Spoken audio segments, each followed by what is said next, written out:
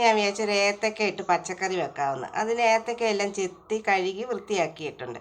എന്നിട്ട് ഒരു 3 പച്ചമുളക് കീറിയെടുത്ത് അതിനകത്തോട്ടിടാൻ വേണ്ടി ഒരു 2 തക്കാളിക്ക ഇത്രയും ഒന്ന് വേവിച്ചെടുക്കാം. ഒരു ശകലം മഞ്ഞൾപ്പൊടി ഉപ്പും കൂടി ഇട്ട് വേവിച്ചെടുക്കാം. ഏത്തക്കയെല്ലാം വേവുമ്പോഴത്തേന് നമുക്ക് ഒന്ന് അരച്ചെടുക്കാം. അതിന് വേണ്ടി ഒരു അരമുറി തേങ്ങ ഞാൻ എടുത്തിട്ടുണ്ട്. അരമുറി തേങ്ങ, ഒരു 1/4 സ്പൂണ് മഞ്ഞൾപ്പൊടി, ഒരു 1/2 സ്പൂണ് മുളക് പൊടി, കുറച്ച് കൊച്ചുള്ളി എടുത്തിട്ടുണ്ട്, ഒരു ശകലം നല്ല ജീരകം എടുത്തിട്ടുണ്ട്. ഇത്രയൊന്ന് നല്ലതായിട്ടൊന്ന് അരച്ചു കൊണ്ടുവരാം. ഏത്തക്കയെല്ലാം നല്ലതായിട്ട് വെന്തിട്ടുണ്ട്. ഇനി അതിനകത്തോട്ട് അരച്ച് വെച്ച് അരപ്പെല്ലാം ഒഴിക്കുക.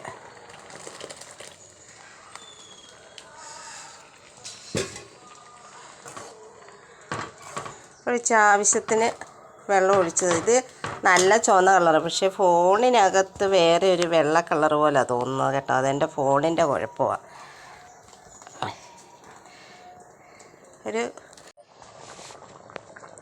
പിന്നെ കറിയെല്ലാം തിളച്ച് സെറ്റായിട്ടുണ്ട്. ഇനി നമുക്ക് ഇതിനകത്ത് താളിച്ചൊഴിക്കാം. താളിക്കാനായി ഉരുളി ഞാൻ അടുപ്പിൽ വെച്ചിട്ടുണ്ട്. അതിനകത്തോട്ട് കുറച്ച് എണ്ണ ഒഴിക്കാം.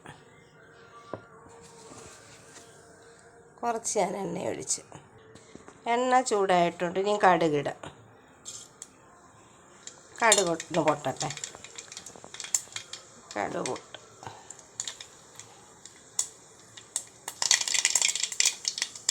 കടുക് നല്ലതായിട്ട് പൊട്ടിയിട്ടുണ്ട്. ഇനി ഉള്ളി, ചെറിയ ഉള്ളി അരിഞ്ഞ് വെച്ചാൽ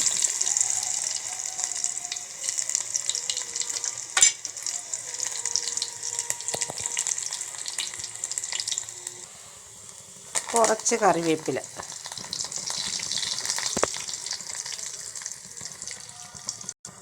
ഒരു വറ്റൽ മുളകും കൂടി ഇട്ട് ഇത്രയൊന്ന് ആയിട്ടുണ്ട്.